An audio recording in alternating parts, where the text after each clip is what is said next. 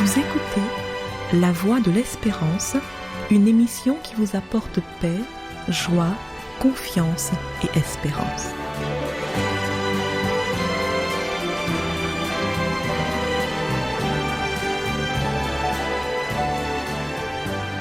Bonjour la Guyane et bonjour à tous depuis la Guyane. Comme annoncé, nous poursuivons la série de chroniques spéciales Octobre Rose. Au travers d'histoires de femmes rapportées dans la Bible, nous cherchons à encourager les femmes d'aujourd'hui qui sont impliquées dans une bataille contre la maladie. L'héroïne de la chronique du jour est Lydie. Lydie est une femme qui est installée dans la ville de Philippe, ville qui est la capitale de la Macédoine au nord de la Grèce et qui est à l'époque biblique une colonie romaine. Elle tient dans cette ville un commerce. Elle gère une entreprise de luxe. Elle est marchande de pourpre. Elle vend donc des tissus rouges dont le colorant fabriqué à partir de coquillages est une matière coûteuse. Cette situation exceptionnelle lui a donné l'occasion de voyager. C'est une femme plus ou moins cultivée. Elle a eu aussi l'occasion, au travers de ses voyages, de connaître Jésus, d'entendre parler du Christ et du christianisme. Elle est suffisamment aisée pour posséder une maison. Cette femme non juive adore Dieu. La Bible dit qu'elle était une femme craignant Dieu. Elle est donc devenue une sympathisante du judaïsme. Elle aime cette religion, c'est pour cela qu'on l'appelle une craignant Dieu. Vous retrouverez son histoire en détail dans le livre des Actes au chapitre 16. Dans la ville où elle habite, il n'y a pas de synagogue. Lydie prie donc régulièrement avec d'autres femmes au bord de la rivière le jour du sabbat. Paul et ses compagnons arrivent un jour dans cette ville appelée Philippe. Le groupe pénètre pour la première fois donc en Europe. Quand Paul arrive en Macédoine, et particulièrement à Philippe, c'est donc la première fois que des missionnaires chrétiens arrivent sur le territoire européen. Paul est arrivé là non pas par hasard, mais on peut dire qu'il est arrivé là véritablement conduit par la providence divine. Dans le livre des Actes, au chapitre 16, qui je vous rappelle est le chapitre dans lequel se situe notre histoire, il nous est dit que Paul, tandis qu'il voyageait un jour pendant la nuit, il a eu une vision et il voyait un Macédonien qui lui apparut et qui lui fit cette prière. « Passe en Macédoine et secours-nous. » Après cette vision, donc, Paul et ses compagnons cherchent aussitôt le moyen de se rendre en Macédoine, parce qu'ils avaient conclu que le Seigneur les appelait à annoncer l'Évangile dans ce territoire.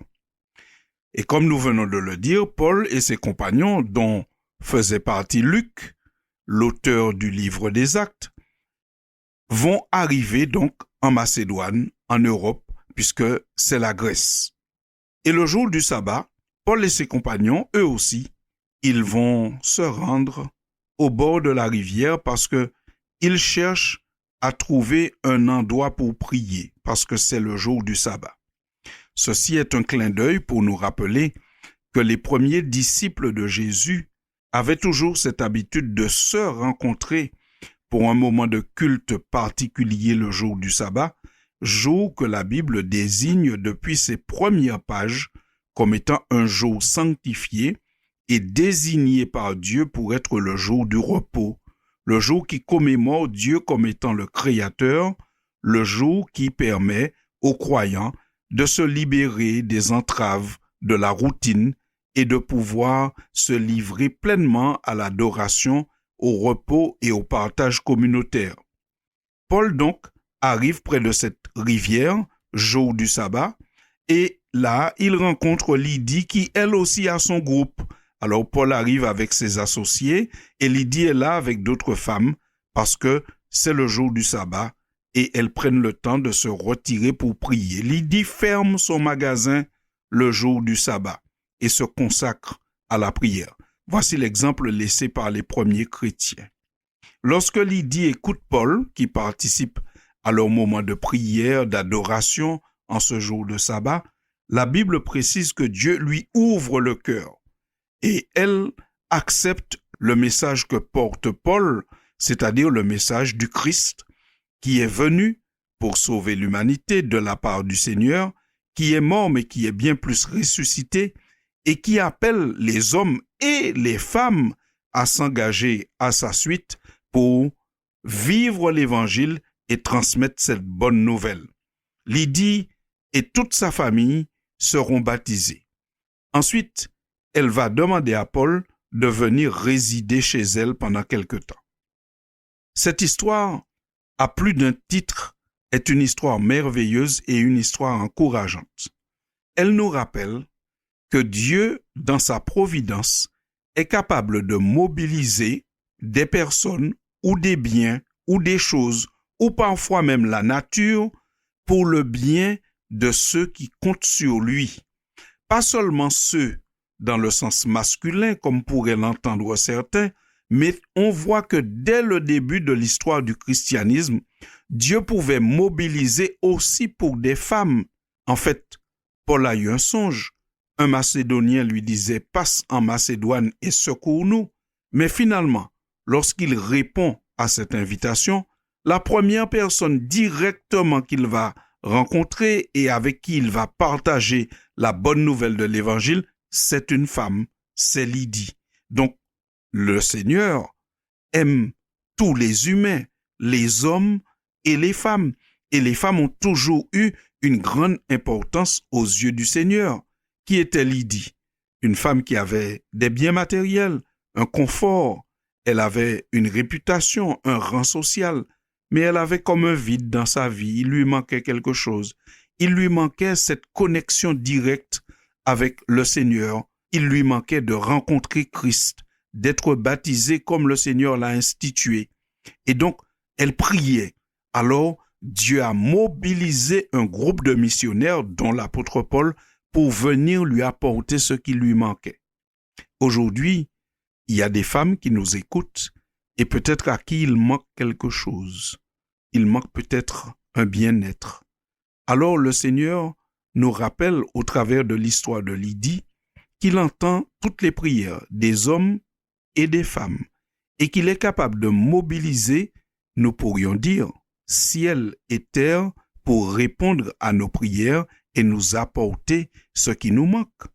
Nous avons compris que la venue de Jésus sur la terre est la plus belle réponse à toutes ces prières. Dans l'Épître aux Hébreux, au chapitre 4, nous lisons « Nulle créature n'est cachée devant lui, mais tout est à nu et à découvert aux yeux de celui à qui nous devons rendre compte. Ainsi, puisque nous avons un grand souverain sacrificateur qui a traversé les cieux, Jésus, le Fils de Dieu, demeurons fermes dans la foi que nous professons. » Fin de citation. Chers amis auditeurs, et particulièrement chères femmes, si il vous manque quelque chose, si vous ressentez un vide quelconque, tournez-vous vers Dieu et parlez-lui. Il est capable de traverser le ciel pour venir apporter la grâce, le salut et la rédemption. S'il vous manque quelque chose, faites comme Lydie, servez le Seigneur et parlez-lui. Et il sera capable de mobiliser peut-être un médecin, un psychologue, un missionnaire, ou que sais-je encore, mais la personne qu'il vous faut pour vous apporter le bien-être dont vous avez besoin. Ne nous décourageons pas.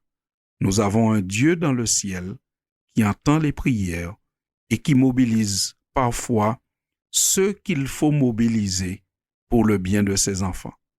Nous vous disons, chers auditeurs, à très bientôt pour une prochaine chronique en espérant que celle-ci encouragera plus d'une femme qui lutte aujourd'hui. À très bientôt. C'était La Voix de l'Espérance, une émission préparée par l'Église adventiste du 7e jour. Si vous désirez avoir une copie de la causerie d'aujourd'hui, demandez-la. Elle vous sera donnée gracieusement. Écrivez à La Voix de l'Espérance, boîte postale 169 97 324, Cayenne, CEDEX, ou téléphonez au 0594 25 64 26. Merci chers auditeurs et à bientôt.